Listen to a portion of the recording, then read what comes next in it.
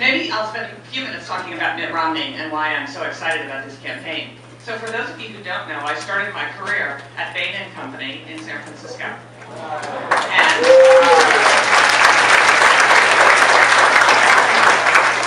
my first boss, and my boss for most of the 10 years I worked at Bain & Company, was Mitt Romney. So I've known Mitt for over 30 years. And I think you can tell a lot about people when you work for them, because you get to see what kind of leader they are, what kind of manager they are, how they treat their people. And I will say, for the 10 years I worked for Mitt on and off, no one was a better leader, a better boss, a better mentor. No one cared more about the people who worked for him. And in a consulting firm, you have case teams that you are staffed on to go work on client assignments. And the whole scramble when you're a young consultant is whose case team can you get on, because you want the best boss who will teach you the most. And I think it's a huge tribute to Mitt, because even 20 years ago, everyone wanted to be on Mitt Romney's case team. And he cared about us tremendously. You'd walk in on a Monday morning and he'd say, how are the kids? What happened over the weekend? How's your mother? He would remember that something had happened. And the real test of Mitt came when he was at Bain Capital, and I was still at Bain & Company.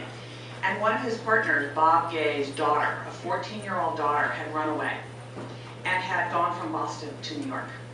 And we couldn't find her. No one knew where she was. And Mitt shut down all of Bain Capital, sent out the word to Bain & Company that if you could help and come to New York and help search for Bob Gay's daughter. One of Bain's portfolio companies was a drugstore company in New York City. And we put pictures of Bob Gay's daughter in every drugstore company window.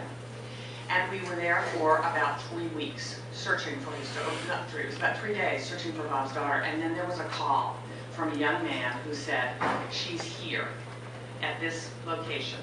And then he hung up, he got scared. But they traced the call, found her high on, I think it was meth. Really hours from maybe not making it. And Bob Gay today will tell you that if it had not been for Mitt Romney, his daughter might not be with him. And that's the kind of guy that Mitt is. And that's the kind of thing I want the voters of America to understand. Because we hear so many stories. They've unleashed $200 million of negative advertising in the last couple of months on Mitt.